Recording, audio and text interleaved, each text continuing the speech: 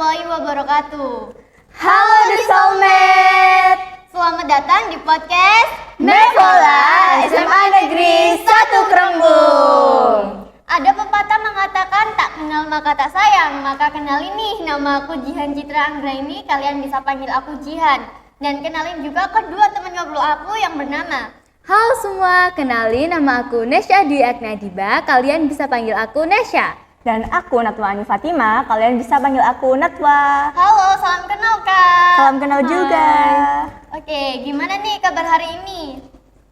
Baik sih ya, Alhamdulillah. Kalau kabar di Soulmate di rumah nih, apa kabar nih? Semoga baik-baik aja ya.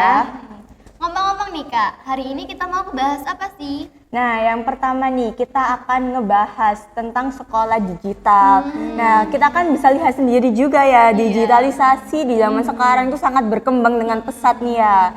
Nah, jadi menurut Kak Nesya nih, sekolah digital itu apa sih Kak? Jadi menurut aku sendiri nih, sekolah digital yaitu sekolah yang sudah menggunakan berbagai fasilitas digital.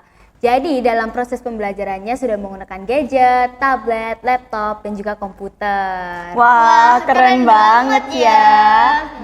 Ngomong-ngomong nih Kak, di Indonesia sendiri jaringan internetnya itu masih kurang merata. Misalnya di daerah pegunungan, pedesaan, ataupun di pedalaman gitu Kak. Anak-anak masih kesulitan dalam mengakses jaringan internet. Gitu. Nah, bener banget. Jadi di sini tuh pemerintahan tuh juga harus berperan penting nih ya buat membantu para pelajar yang tinggalnya itu di daerah pelosok, terus finansialnya kurang agar dibantu ya. Agar itu gak ketinggalan zaman. Iya, bener banget. Ngomong-ngomong nih ya Kak, Kemendikbud membuka sebuah program Rumah Belajar ID. Pengertian dari Rumah Belajar ID ini apa sih Kak Nis? Jadi Rumah Belajar ID ini sebuah media pembelajaran yang menyediakan bahan ajar dan juga berbagai fasilitas komunikasi yang mendukung interaksi antara guru dan juga murid. Nah, Rumah Belajar ID ini juga merupakan sebuah inovasi dari era industri 4.0 nih guys. Jadi bisa dimanfaatkan guru dan juga siswa mulai dari jenjang SD, SMP, SMA maupun SMK. Wah, lengkap banget nih ya. Iya. Terus nih aku mau tanya, fitur-fitur yang ada di Rumah Belajar ID ini ada apa?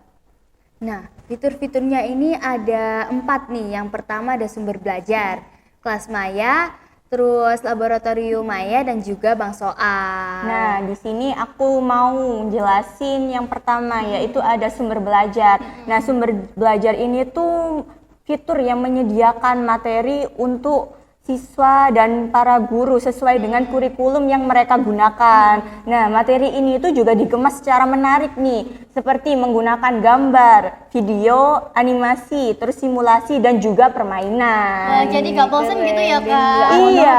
Jadinya ya belajarnya. Bener banget. Selanjutnya nih aku akan jelasin tentang kelas maya. Kelas maya yaitu sebuah learning management system atau LMS nih yang dikembangkan khusus untuk memfasilitasi program pembelajaran jarak jauh atau virtual. Jadi di sini nanti guru bisa membagikan materi ajarnya secara digital. Gitu. Keren juga ya Kak? Iya bener banget. Terus nih ya yang ketiga nih, fitur pelengkap dari kelas maya tadi yaitu adalah fitur bank soal. Nah, di bank soal ini itu kita itu disajikan beberapa contoh-contoh soal latihan dan soal ujian. Jadi kita itu bisa mengevaluasi diri. Jadi setelah mempelajari materi di kelas maya, kita bisa mengevaluasi diri menggunakan fitur bank soal. Keren. Nah, yang terakhir nih aku mau jelasin tentang laboratorium maya. Ini mungkin fitur kesukaannya anak MIPA ya. Iya, bener Karena banget. di sini tuh menyediakan simulasi praktikum laboratorium nih yang dikemas secara interaktif dan juga menarik. Selain itu, di sini juga ada lembar kerja siswanya dan juga teori praktikumnya. Jadi kita nggak akan kebingungan lagi nih. Wah, gitu. lengkap ya Kak ya. Aku mau jelasin juga ya Kak, di Rumah Belajar ID ada fitur-fitur pendukungnya gitu. Wah, apa aja itu Kak? Yang pertama ada peta budaya, yang kedua ada buku sekolah elektronik, yang ketiga ada wahana jelajah angkasa dan lain-lain. Wah, wahana jelajah angkasa itu kita bisa menjelajahi angkasa lewat HP gitu ya? Kita bisa lihat alien nanti. Iya, bener. Gitu. Oke, lanjut nih. Lanjut nih ya Kak, mau tanya ke Kak Natwa nih, menurut Kakak nih Rumah Belajar ID ini sangat efisien apa enggak? Kalau menurut aku nih ya, Rumah Belajar ID itu sangat efisien karena apa ya, dapat membantu pembelajaran menjadi lebih asik dan nggak ngebosenin gitu loh. Soalnya Monoton kan lagi ya Kak. iya bener banget, kalau belajarnya cuma pakai buku kan kayak kadang-kadang kan bosen kan ya Iya, kita. bener. Nah di Rumah Belajar ID ini tuh kita itu bisa belajar tuh menggunakan ya video-video tadi itu tadi. Jadi kita nggak bakal bosen Jadi sih. kita bisa belajar apapun, kapanpun, dan juga dimanapun. Manapun. Lanjut bener nih Kak ya, banget. bahwa di era digitalisasi ini juga ada aplikasi-aplikasi yang membantu proses pembelajaran gitu. Bisa dijelasin nggak Kak aplikasinya? Oke, yang pertama aku akan jelasin tentang Canva. Siapa sih ya yang nggak tahu sama Canva? Iya. Nah, Canva ini banyak banget digandrungi sama editor-editor dan juga para pelajar nih. Biasanya buat bikin tugas, sama proyek-proyek buat apa namanya, Presentasi. digitalisasi gitu Iya, ya. bener. Kayak presentasi, poster maupun brosur gitu. Nah, selanjutnya ada apa aja nih? Ada Google Classroom Kak. Aku mau jelasin ya bahwa di Google Classroom ini adalah metode pembelajaran antara guru dan siswa, di mana guru bisa mengirim soal kayak video animasi supaya murid tidak bosan gitu ya Kak. Bisa dilihat pada era apa ya, corona yang sudah memuncak, mungkin sekolah-sekolah udah menggunakan aplikasi ini sebagai metode pelajaran yang efisien gitu. Bahkan hampir seluruh Indonesia pakai Iya, Google bener Classroom. banget. Iya bener banget. Nah yang terakhir nih ada Google Form. Nah di Google Form ini adalah tuh media buat apa namanya, pengisian data secara digital. Jadi kita tuh nggak perlu bawa kertas, pulpen. Jadi itu tuh udah agak zaman gitu ya. Jadi itu juga iya lebih efisien lagi ya pakai Google Form itu. Tapi di Google Formku juga gak hanya apa namanya mengisi data, tapi juga bisa memberikan soal ujian gitu loh. Bisa dijelasin nggak Kak manfaat dari sekolah digital ini? Nah, manfaat nih ya, yang pertama yaitu adalah mempermudah proses pembelajaran antara guru dan siswa gitu. Jadi kayak apa namanya tuh gak susah, soalnya kan di kelas kan kadang-kadang tuh apa ya, bosen gitu. Terus guru kadang-kadang kan ada yang nggak bisa, tapi dengan sekolah digital kan kita kan bisa, kalau gurunya ada di sana kita di sini kan bisa gitu loh, tetap bisa mengirimkan, interaksi iya tetap satu bisa sama interaksi lain. gitu ya. Terus yang kedua di sini tuh ada apa namanya, mempermudah pencari informasi.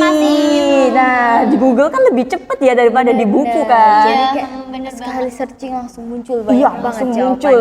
Nah, Gitu. terus yang terakhir nih ada meningkatkan sumber daya manusia Iya, ya, bener banget. melalui apa perkembangan teknologi komunikasi dan informasi. Nah, bisa dilihat nih ya, ada dampak positifnya, pasti juga ada dampak negatifnya. Apa tuh Kak Vanis? Oke, aku akan jelasin dampak negatif dari sekolah digital nih. Yang pertama pasti karena maraknya era digitalisasi kayak sekarang, pasti tuh ya game online ini makin banyak dan makin keren-keren, dan malah bikin fokusnya para pelajar ini malah teralihkan ke game online. Bener banget. Jadi Bisa dilihat dari kecanduan. sekitar ya. Iya benar. Nah, karena kecanduan itu tadi malah bikin masalah yang baru nih, yaitu kesehatan mata yang mulai menurun, malah jadi minus ataupun plus ya. Iya. Jadi mereka harus pakai kacamata buat penunjangnya gitu. Dan yang paling penting ya kekurangannya yaitu kayak dibilang Kak Nato tadi, peran pemerintah ini sangat penting buat pemerataan jaringan yang ada di Indonesia. Apalagi Indonesia ini negara kepulauan ya, yang pastinya susah banget untuk menjangkau pelosok, Iya, pedesaan bener ataupun pedalaman gitu. Nah, bisa dilihat nih ya Kak, bahwa apa ya, anak-anak itu di era digital ini sangat berpengaruh ya dalam perkembangannya zaman pada era digital ini gitu. Maka dengan ini perlu wawasan orang dewasa gitu ya Kak, dalam apa ya, memberikan arahan, memberikan wawasan kepada anak-anaknya supaya bisa mempergunakan gadget dengan sebaik-baiknya. Jadi bijak dalam berdigitalisasi. Iya, bener banget. Wah, gak kerasa ya kayak kita Iya. ini udah lama banget ngobrolnya Kita ya. udah di penghujung acara ya. Iya. Kami ucapkan terima kasih kepada teman-teman di Somet yang ada di rumah yang telah mendengarkan dari awal hingga akhir. Cukup sekian dari kami. Wassalamualaikum warahmatullahi wabarakatuh.